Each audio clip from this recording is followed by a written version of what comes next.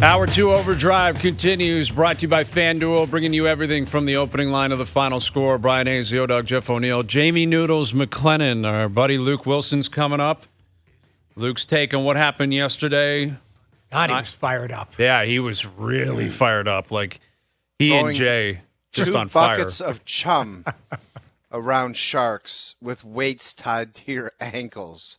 I thought that analogy was phenomenal. It was. It was just Didn't spectacular. He say in a hot tub, or didn't he say something? It was so. He was all over the map, but in a good way. Like he was. It was almost like he was coming out of his skin. He was so upset. Yeah. No, he was ready to rock, man. And like, I was thinking, like the game was Chiefs Ravens. Yeah. Yet, like both games were going to be great games, but the nature of San Fran being on the West Coast, they were going to be, I guess, in the afternoon. And I think the more entertaining game and the more crazy, wild swing was obviously the NFC game, was Niners-Lions. Like, it was an amazing performance. It really just was. Thoroughly entertaining all around. And now we got to wait 2 weeks until we get to the Super Bowl. And I referenced the idea that people are buzzing about Travis Kelce popping the question.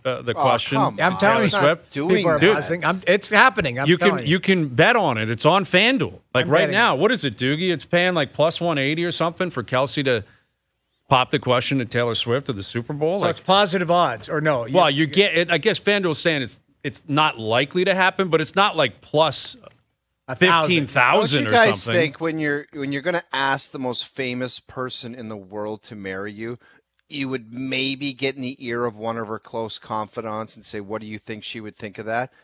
And somebody with any brain would say she would slap you in the face and think that's cheesy and stupid. How do you know that? You don't know that. What if you get support? What if her best friend's like, oh, she would love that. She's cannot wait for you to win. There are people out there that are, and now conspiracy theorists, that believe that this is all a planned thing too, and the NFL's in on it. Oh, yeah. And like they're in on the engagement and the wedding. They're in on it. The friends behind the scenes. I'm telling you, I don't know. I just would. I don't know if I'd love to see it or I'd be annoyed to be like, all right, again. I think if she gave him the Heisman and said no, that's the craziest you know what moment the in social media theory history. Is when you're looking for views and viewership. You get the Swifties to pump it out there that this is a possibility to happen, and guess what happens? 700 million Swifties watch the Super Bowl All right. to see if it happens. So you're saying it's a CBS conspiracy? They got the rights down in the States, or a TSN conspiracy? Because they literally have already gotten a fan base or a group of people that are not fans of the NFL to watch because for whatever reason they like seeing her in the press box. Well, she's hugely popular. She's got so if they get support. this into their minds that this could be happening after the game, 500 million more people will watch it. Okay. Well, let's bring in our main man. He was on fire last night on Jay. You guys, you got to have a big couple of weeks here, man. There's Luke Willson, our TSN NFL analyst. Where's not even a pro athlete salute? Am I sensing friction between you two? I mean, I'm worried about you guys. No, that's why, Hayes, I come on here. We've obviously struggled in the playoffs, but I'm not shying away from it. That's why I've got my hat on. Okay. All right.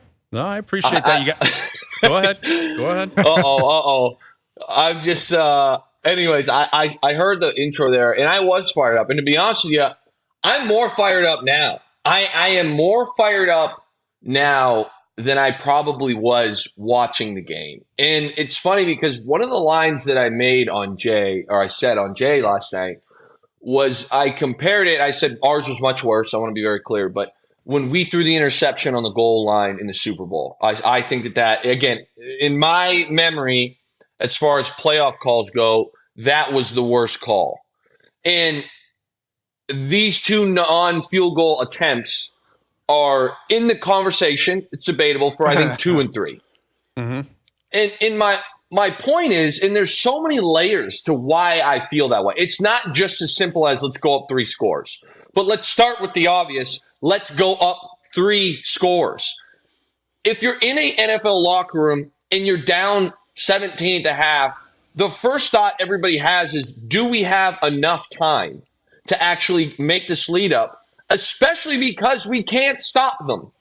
So then you come out and you get 3 points, and then you come back and theoretically, you're about to be matched with those 3 points. So the only difference is, I'm talking from a morale standpoint, you're still down 17, except half of the quarter is gone.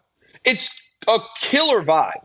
And again, there was a game that I thought of. We went to Carolina the year that Carolina lost in the Super Bowl, and we were down 21-0 at half, I want to say. And it's the same principle. We ended up losing, I want to say 31-24, had an onside kick. And it was like, I remember when they scored, it was like, man, 21 was tough enough, and they were still able to score points. But now let's just get into a little more of the football here. Okay, let's say they get the first down, and there's all these arguments like, oh, well, it's not Dan Campbell's fault. They dropped the football. Okay, sure. It's not our fault that we called a pass. We threw an interception. The players need to execute. That can be said on anything. Okay, but my next point, and as I'm about to my head's about to explode still, as you guys can tell, okay, is that let's say you get the first down. What happens? It's not a touchdown. So you're potentially still going to kick a field goal if you don't score. And if you do score, you're still up 3 scores. Granted, 17 versus 21, it's different, yes. But it's still 3 trips the Niners need to make. That's that. The next thing that I'll say, and I'll end on this one. The narrative with Brock Purdy and Kyle Shanahan is that they can't play when they're coming from behind.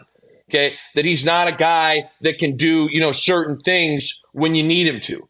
I don't agree with that narrative, but that is the narrative, and I will agree with that is not the strong suit of this offense. So not only does going up 3 scores, like I said, put you up 3 scores, but it also creates a very, very tougher situation for Kyle Shanahan and Brock Purdy because very quickly, not the next drive, but probably the following, you're going to have to abandon the run game. You're going to have to abandon the run game, and you're going to need Purdy to sit back there and just sling the ball around like he's Brett Favre, which in year 2, in that moment, I'm not sure he's that guy yet. So, again, there's all these layers to it.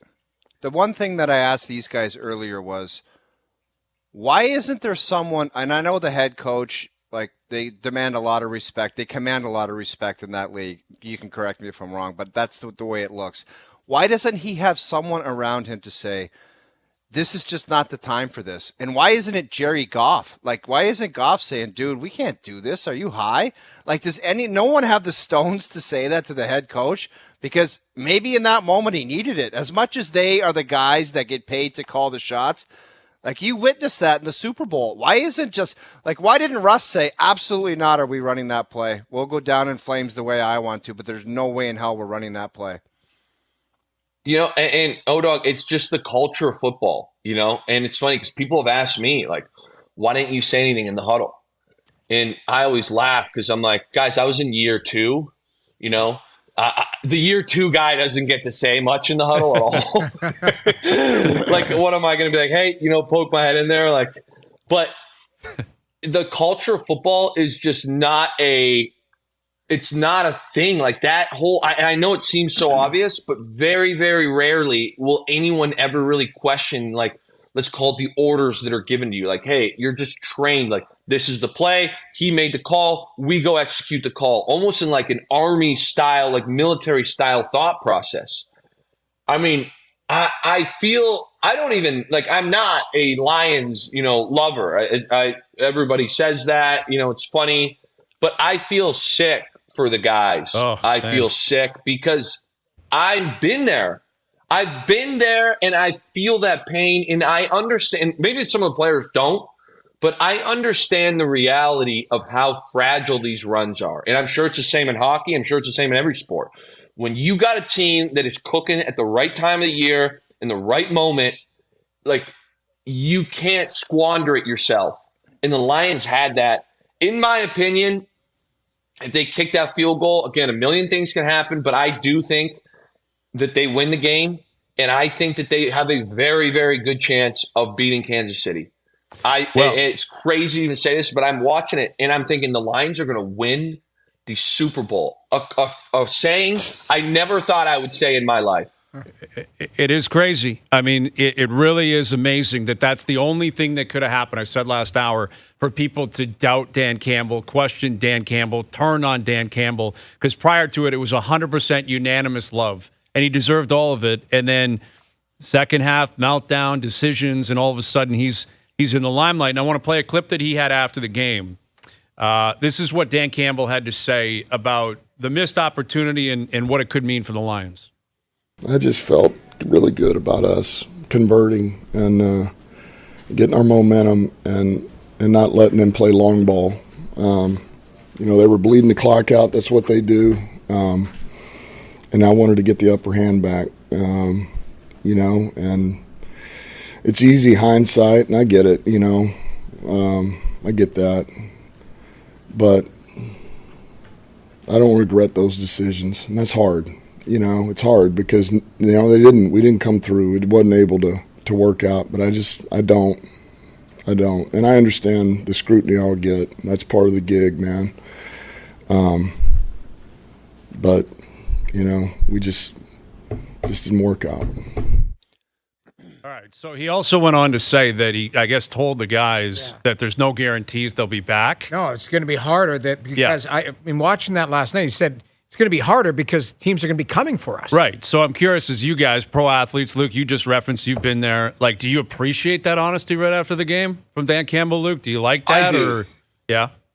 I do, and he's 100% factually correct. I again said this last night at some point where it was one of the strangest moments of my life after we won the Super Bowl. And imagine, like, the celebration happens on the field. Everyone's going crazy. I mean, everyone's you're pinching yourself a little bit. We're at MetLife in New Jersey, and we're in the locker room afterwards, after the trophy presentation. And again, I mean, imagine just like the vibe of that place. It's incredible. And we go in for a little breakdown, and Pete says, I want everybody to take this moment in. He said, he kind of paused, and everyone's like, what? He's like, we will never be in this room with the same group of people again. And again, I'm a rookie at the time, but I remember like, man, that's a weird thing to say, but he's right. Free agency, coaches, people move, people get cut, people retire, and it's never the same. And what Dan Campbell's referring to is, Ben Johnson's going to be a head coach, in my opinion. I mean, that offensive performance he put on yesterday was clinical. It was unbelievably great. And you're going to have a new OC. There's going to be a couple guys free agency. Who knows injury-wise? Like, these chances, and that's what I say, like, they're fragile. Like, and I'm not saying the Lions can't get back there, because I think they're going to be a great football team next year. They've proven everyone wrong, including myself. But it's going to be much harder because now, naturally, how the schedule works, they'll see every one seed from the divisions they aren't playing. They make it tougher to try and create parity in the league. That's how it is. And I said this last night, but the NFC North is quietly becoming the hardest division in football. We'll see how free agency goes.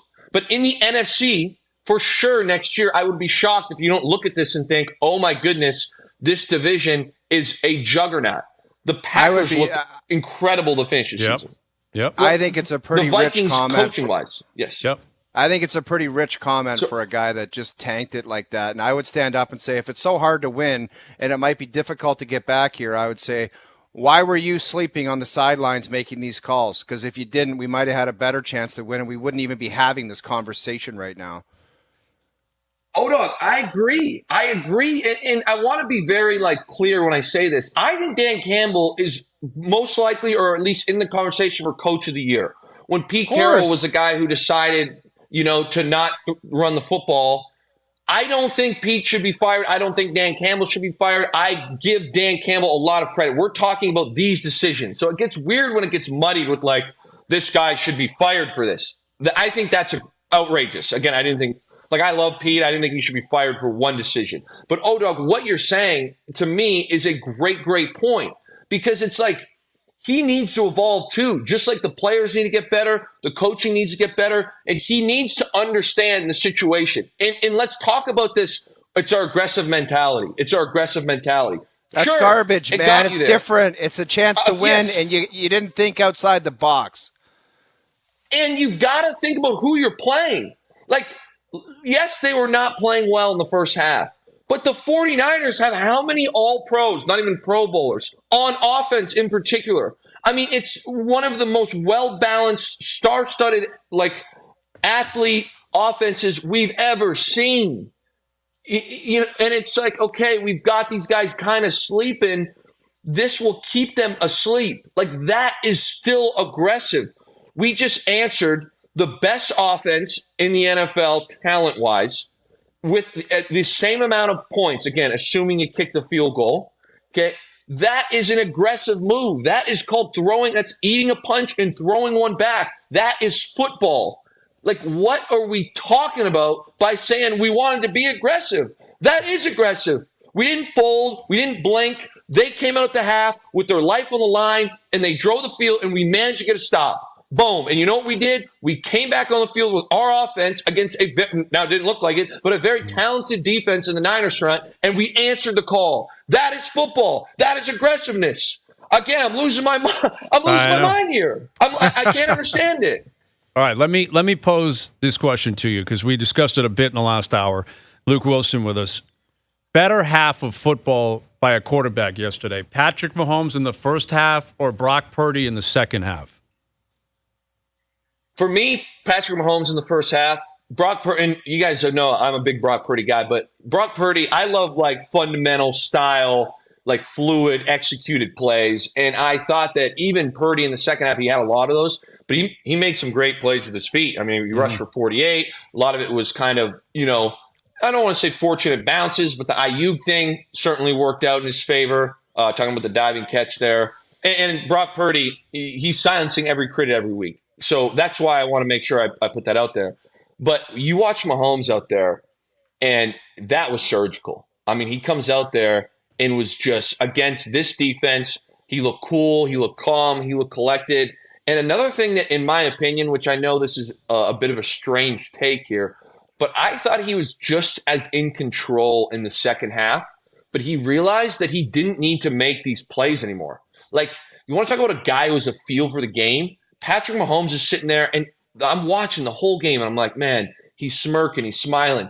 He realized right away what their defense was doing to Baltimore. He was up 2 scores, and he was like, I'm not taking any risks. I'm not doing anything crazy because the only way we lose this game is if we let them back in. That's what I honestly believe Patrick Mahomes was playing like in the second half. He doesn't need any more stats. He needs rings, and he'll be considered the greatest. He needs a lot more, don't get me wrong. But he realizes that for the rest of his career, he could put up the greatest stats of all time, and there'll be a conversation of, as far as his legacy goes, there'll be a conversation of, okay, Tom Brady won 7 rings. Well, Mahomes has better stats. Yeah, Tom Brady won 7 rings. Well, now all of a sudden, he's got to kind of transition to how do I get to 7 if he wants to be considered the greatest football. And that's how I thought he played the game. Came out, made some surgical plays, was very, very smooth early on, did make a lot of cool scrambles as well. Second half, again, I'm not saying he shut it down, but he played very, very smart style football. Yes, they'd like to convert, but I didn't think he took the chances. And I thought part of that was, him understanding how the game was going. Luke, do you think it's nuts to look at the Super Bowl matchup and just simply focus on 2 players and say, there's no way, as much as Purdy is a great player and a game manager, is going to beat Patrick Mahomes in a Super Bowl? And it's like Brady's the only guy's kryptonite? Is it nuts to look at the matchup and just to simplify it like that? I think it's nuts, yes. And to be honest with you, when I look at this, well, thanks for being honest. I don't know who did I just Dan bury? Campbell. Yeah. Oh, your Partsy, I think, because he said adamantly, and he's not alone. You can't bet against Mahomes, especially when he's playing Purdy. I mean, it's tough to argue that. Mahomes, who beats this guy other than Timo Wilson Tom Brady? won't be betting against Mahomes. And we've learned, even though we don't have a leg to stand on right now, but depending on how this draft goes, I believe we'll have the spread in Partsy. And are we going to agree that we're against Mahomes? Are we going to agree that we're all even Steven going into the Super Bowl? I think it's fair. What does that mean? I don't know. It's like you guys had a good 2 weeks, and now it's like you guys are the front runners. We're +4, and can I throw some flowers quickly to my main man who's cruising. He's going through the Bermuda Triangle Al's as brother we is speak. If you literally play on that the video, boat I'm right coming You through the didn't screen. win. Do not play that You video didn't of win. him on the cruise. What do you mean we didn't win? How did we not win? How did we We not lost. Yes, you guys have Like really been like, awful. You cannot say throw it to your main man. The only reason you're up is because I have been terrible.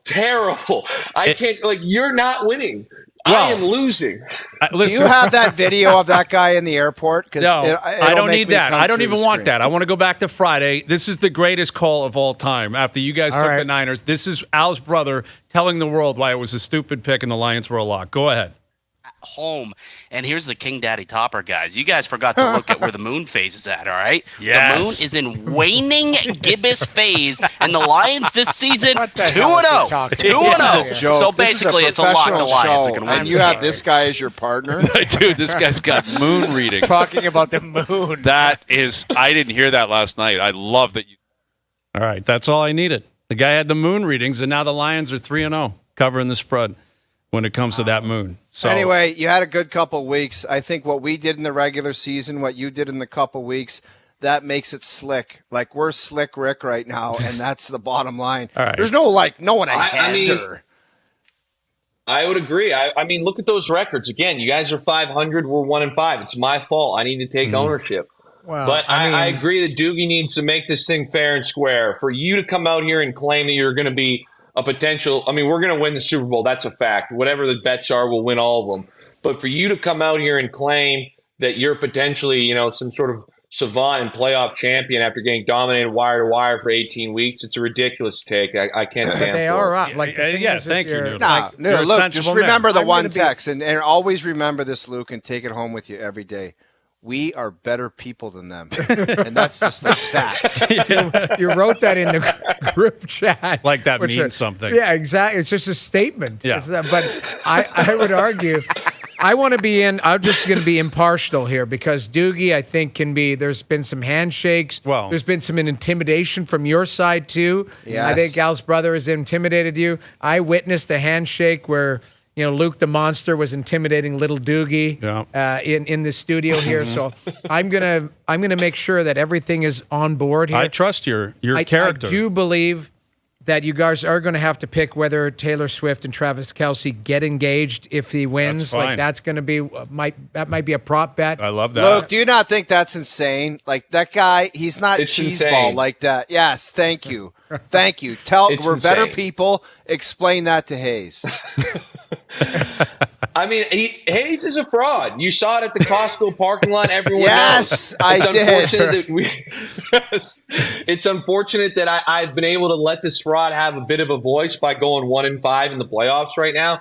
But again, championships matter, and I don't know what Doogie's gonna do, but when it comes down to it, we're gonna execute in these waning moments here. I can promise you that. Well, listen, the beauty of Also- this is – yeah, go ahead. Yeah. Did anyone else see this? Because I was like jaw dropped. Any chance you guys watched the pregame? It was on TSN. And all of a sudden they're like, this is sponsored by Carnival Cruise. And there was this whole graphic that came over the field with it was like an animation where the field became a big pond of water in the car. Al's brother. Tell me someone saw this. I did not I see was didn't sitting that. here and I'm like, is this I kid you not. Somebody will back me up on this. I'm watching Dude, it if at you saw TSN, Al's brother's and I'm head looking pop out around. of that stadium, your head would have popped off That's like what the post-game show. Oh, dog. I'm waiting there. I'm sitting on the edge of my seat because I know it's a TSN feed. I'm like, tell me they're going to have Al's brother drinking a pina colada, popping, doing the whole, welcome to Carnival Cruise. That wouldn't shock me. I mean, he's But an it didn't influencer. Al's brother, man. But I He's swear to very you, there was a influenced. huge Carnival Cruise thing. I love we that, have man. video of him on the cruise or anything. Has he sent anything? He sent a video from the airport. He had just landed in Miami or whatever. It's disgusting. It's And disgusting. he was really jacked up because, he listen, Al's brother, I got to own this. I am the captain of this team. I am gutless when it comes to trying to push back on him because Dolphins, Chiefs, week 1, I was like, Chiefs. He's like, no, listen to me. We went with the Dolphins. That cost us. Same thing this weekend. I had a little conversation with him, and He was pushing Ravens, and I said, all right, let's go with the Ravens. I like it. It makes sense. But that's where you Went use against your us. gut instinct. Isn't Gut it? instinct. Well, you know what? This is the classic Al's brother. When he hears something he doesn't want to hear, he goes, well, and then he starts on about how, like, I think the Ravens. And I'm like, all right. The moon The phases. moon phase, exactly. My Like, question all right. is, when he travels, let's all go around the table. What do you think this guy wears? Is he shorts guy at the airport when it's minus 30 out? Absolutely, he's shorts guy. Absolutely. 100%. And like Tommy Park and Bahama? ride. Thong He's at the sandals. park and ride. Thong Yeah. sandals. Yes. I think he's Hawaiian shirt guy as well. Like Tommy Bahama Hawaiian shirt guy? Yes. Yes. I agree with that. He's tarp on in the pool. He's all of it. He's all of it. Well, you know what the beauty of this is? We actually have something we want to announce right now because there's been a lot of smack talk over the last number of weeks, right? Hayes and Bro versus Timo and Wilson. And with the Super Bowl matchup officially confirmed, now is your chance to back your favorite overdrive duo, Hayes and Bro or Owen Wilson. Tell us whose Super Bowl pick you're backing. Okay, we're going to make our pick later next week. But based on our history, based on who you have faith in, you can jump on board right now. Follow us on Twitter at OverDrive1050 and tweet us with either hashtag Hayes and Bro or hashtag Owen Wilson, or you can text the keyword Hayes or O-Dog and your name to 105050. You'll have until Super Bowl Sunday at 1 p.m. to make your pick.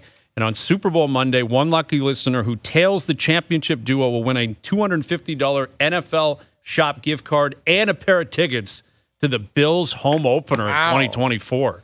That's massive. Wow. Unbelievable. So even more pressure. I know we're going to get it right. You guys, based on your history in the playoffs, I mean, I would personally be tailing Hayes and Bro. You guys are the Lamar Jackson, Dak Prescott of playoff performers. Look There's at Al's this guy. brother. Look at Oh him. He my. looks so butter on The that chest cruise. hair is ridiculous. He's so dialed in on that cruise. That is unbelievable. Oh, Although that was last year's cruise. I don't have a evidently. leg to stand on. I could tell you guys later. I got sent a picture of me in high school in grade 10, like my, what is that, yearbook picture? For some reason. Awful. I don't know why I didn't have my shirt done up. Like You had the. I've got my shirt Barry open, Gibb? and I am the happiest guy. I've got a mullet. It is the most Attaboy. ridiculous picture you've ever seen. I've got some sort of chain on. I never wear chains. Ooh, look at you. All right, get it. Send it to It Joe is- from the Bridge. We I gotta don't know post if it. I want this public. All right. It is tough. It is tough. But it reminded me of that picture. I look exactly like Al's brother. Al's there. brother is cruising through the Bermuda Triangle as we speak. It's terrible. Quickly, Luke, before we let you go, I mentioned Lamar. We should point that out. Like, he was awful yesterday. Terrible. Like that's crushing, man. Your defense holds them to 17 points, albeit, like you said earlier, Mahomes was playing to the score and knew the situation. I think he could have geared up if he wanted to. But that pick, that's one of the worst picks I've ever seen in a big game from an MVP caliber player. Like, that's horrible, man. And he's back at square one. He's got to prove he can win in the playoffs. Yeah, I would agree. I would agree with that. And what was tough too was, like, you know, you look at the whole narrative for the season, and that was they got rid of Greg Roman, their offensive coordinator, who's a heavy run first guy, and we wanted to bring in Todd Monken to throw the ball around, et cetera. And they did. And he threw the ball well this year, a lot better, you know, statistically than a lot of the seasons he's played. But all of a sudden in that game, I want to say Gus Edwards had like 20 total yards. Justice Hill had 3. Like, their run game disappeared. And, you know, you're kind of waiting for Lamar to, like, okay, you got no run game. You got weapons around you. Like, let's sling this ball around a little bit. And they just he had a hard time doing it. And it's unfortunate that that's kind of how he's judged. But at this point, like, he's done everything else. You know, he's got a 1 seed. He's going to be league MVP again this year. Like, the only thing box left to check for him is going to be a Super Bowl. And I think, you know, even listening to his comments, I think he realized himself, like, you talk about situations to get there, it doesn't get much better for them. They were the 1 seed. They had the bye. They have a home game. They're playing a Kansas City Chiefs team that are very talented and have Patrick Mahomes. But at the same point, if you're looking roster to roster here, you know, you're thinking Baltimore should win. They were favored to win, and they squandered it. And I think that he's going to be it's going to be a couple weeks before he's, you know, a little feeling better about that one. What's wild is that, like, Brock Purdy, like we kept saying, It's going to be Josh Allen that'll knock him out, Lamar that'll knock him out. Right. You know, coming into the season, it was Burrow and Herbert, maybe Rodgers playing for the Jets. The last hope to stop this cat is Brock Purdy and the Niners. And obviously it's a team sport. The other 52 guys on the roster are going to factor in, and Shanahan.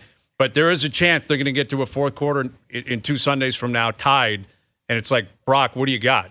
Like, can you charge down the field and punch in 6? That's why I'm saying I'm not counting on it, because I know the other guy's going to do it. And he's going to respond. He only needs 13 seconds, the other monster. Yeah, he does. So, but someone's got to beat him, like not named Tom Brady. Someone's got to beat him.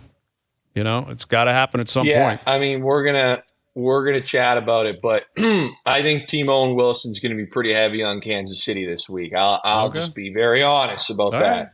All right. Go win, Wilson. All right, we'll leave it there. I saw Rod today. Rod was all bitter. There, look at that picture. Look at this guy. Are you kidding me? That deep V. I've never been so happy in my life. I don't know why. That's grade 10. That's a wild picture for a school. What a legend. I think you had to take the picture in like August before the school started, so I might have showed up and just. That was hot outside. Travolta, man. Like, that is something else. Like I got that sent to me yesterday. I was like, "What the hell is that?" That's outstanding. You must have the wheels. Look at Al's brother. Oh no! Oh, what a transition. That's what I'm saying.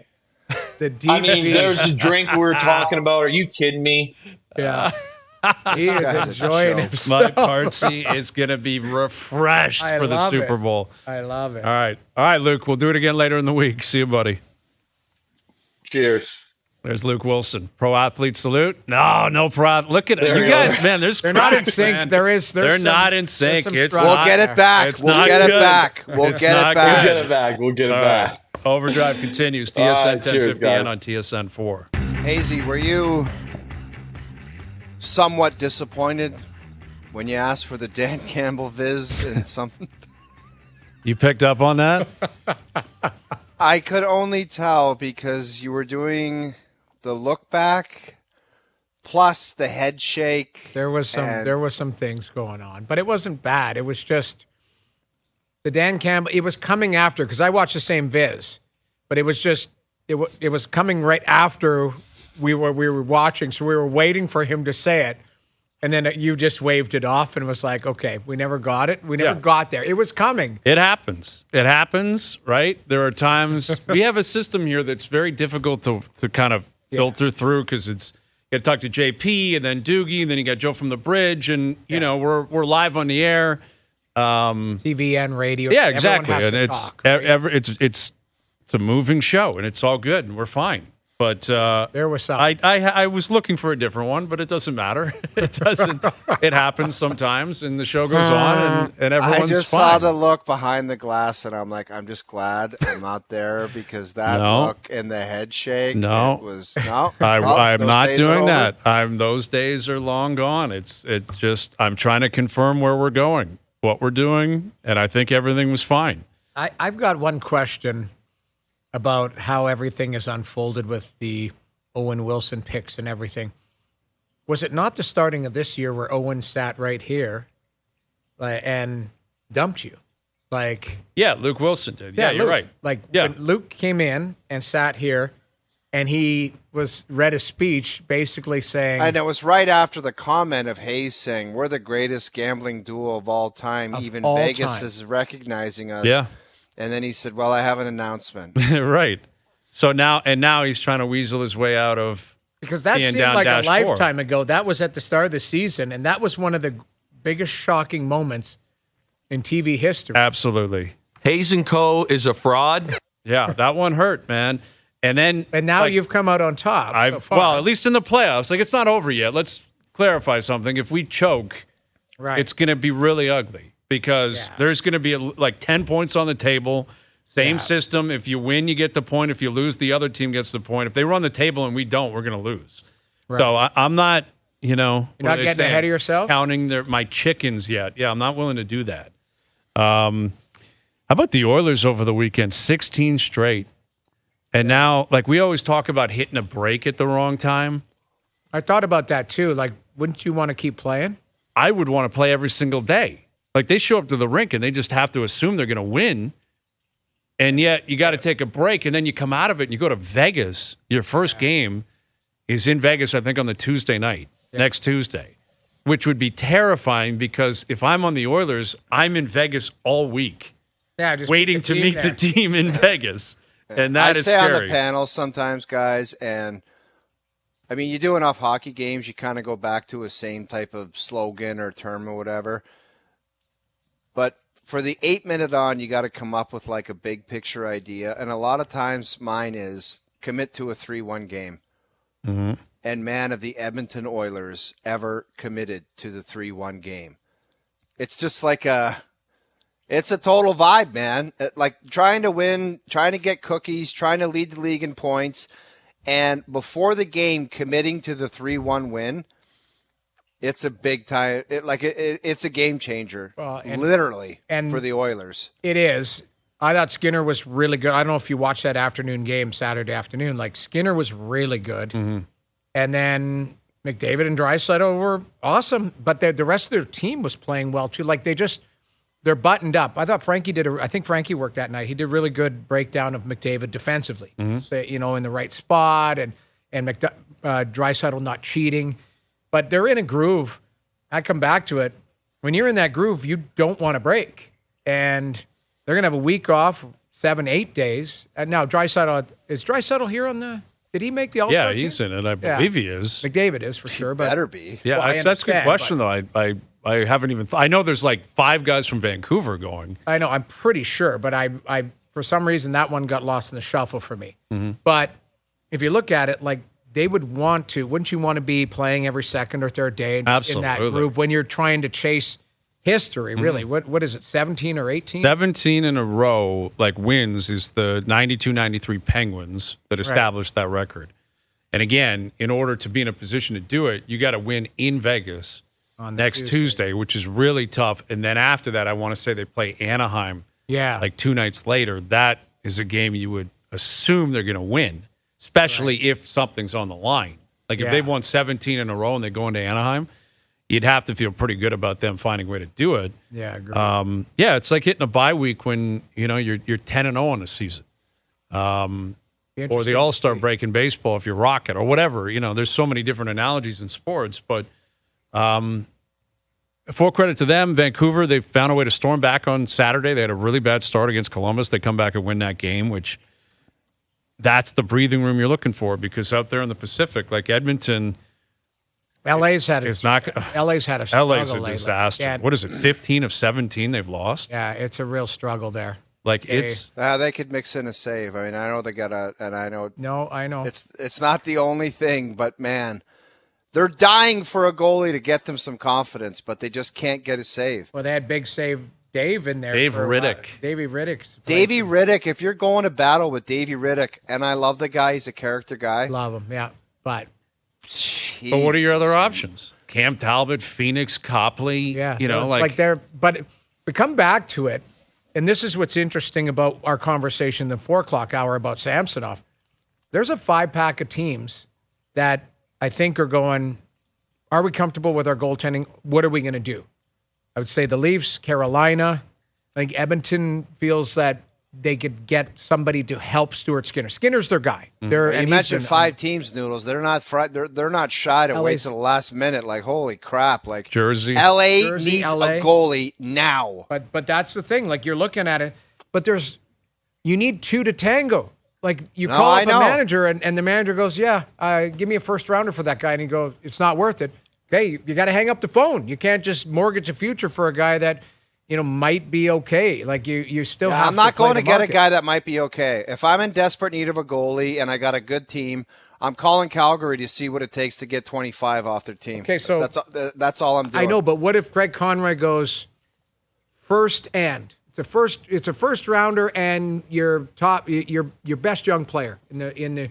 I don't name a player, name an organization. Depends how desperate I was, but I would say you got to take back some that. money if we're going to bring him in. But done, because I got to get a goalie. Well, yeah. I mean, I think you try to make it a bigger deal. It's throwing Hannafin too or whatever. Right, yeah. Right, and then it becomes something even like bigger. A blockbuster that you're willing to part with, bigger pieces. But and there's no guarantee that Calgary goes, okay, well, I don't I might have multiple options. I might have another team going, they're willing to part with this. So it's really tough. Like in kind of sniffing around, talking to guys in the league, it's not like the marketplace is like really set. It seems like the asking price is very high for players. Like you hear Monahan's available, but what are they asking for Sean Monahan? You're going to get a first rounder for him potentially. They Someone packaged pays him a first rounder for Sean Monahan. I think that's. But who is available to help your team right now from other teams? That's the question. Like Monahan's healthy. He looks. He's I been watched good. him live. He's been great. He's really played well. He really Back in has. the day, a first rounder was like for Bill Guerin in his prime. Right. Like it was at a the monster. Yeah. Yeah, like a first rounder and a prospect was for. What did Kyle pay for Foligno? He played at first, exactly, and it was an awful decision, but that's exactly what he did. You're right. I mean, if Foligno was healthy, that's I'm unfair. sure. If he Yeah, was I healthy, didn't know I he think was he going would to have been. blow his back out four games in. But that's the thing. Like, what did some of these teams pay for rentals and stuff? Like the prices? Everything's a steep. first rounder. It I could be know. a third line guy with 4 goals. Give me a first. You Well, can have him. It's insane. That's what Monahan's going to be. Like, whoever gets him, he's going to play in your third line. Montreal have gotten 2 first rounders for Monahan then if they trade him for a first rounder because I think Calgary gave him a first To rounder. get rid of him. To Get take off him. the books. Yeah.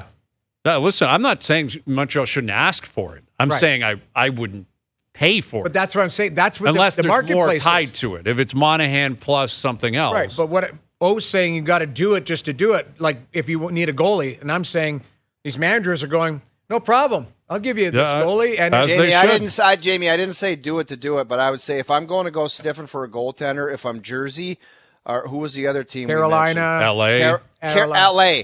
I'm like, I'm not going to get some guy who's like a depth goalie. Correct. I'm calling Calgary to see what it takes to get 25 off the roster. Yeah, because that's I fair. need to shore up the goaltending position. And the error the Kings made was thinking that depth in net at that position going into the season was going to be adequate.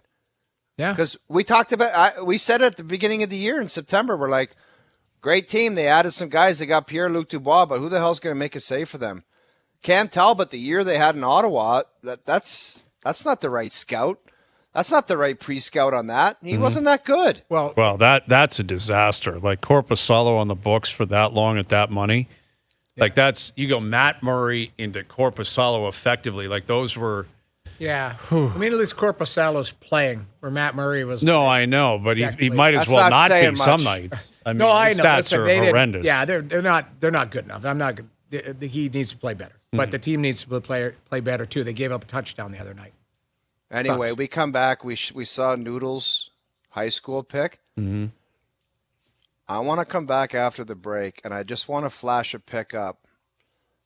If you guys guess it, there's 500 on the line, but it's just a little teaser. You'll never be able to guess who this high school pick is. And Okay, it's a legend. Really? is it It's a someone we actually know though? No, and love. Oh, all right. Okay, so we'll come back with that. Beautiful. We got Chris Johnston coming up.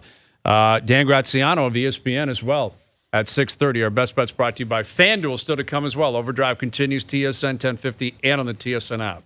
All right, I teased something, and I'm going to flash a picture up in a couple of seconds. And this person is a professional athlete, was a professional athlete, and is dearly loved by the three of us. Joe from the Bridge, put it up for a quick second. Take a get. Do you guys have any idea? I have no idea who that is. Is that Ally Afraidy? No, I know who it is. I know Who is who it it? is. Who That's is it? Doug Gilmore. How the hell did you know that? It's the facial. It's the nose That's and not the lips. Doug Gilmore. That is Doug Gilmore. Killer. No. That, yeah. That's What the Ally hell's wrong with Afraidy. his hair? That Dude, is. he texted it to me after you set your pick, and he said, I had a perm. I wasn't exactly fired up about it. Wow. But if you at look that. deep into that face, I can see it. That guy's nickname in the future was going to be Killer. Killer. Look at, He's wearing a sweater with a collar over top of but it. he sent me the pick, and I'm like, I would have picked Craig Button over Doug Gilmore. No, Craig Button has a legendary picture. He looks like Ross Geller from Friends. Remember when Ross was a kid? Yeah. You go back, he had a mustache and curly hair. That's Okay. exactly what Craig Button gotta used to see look that. like.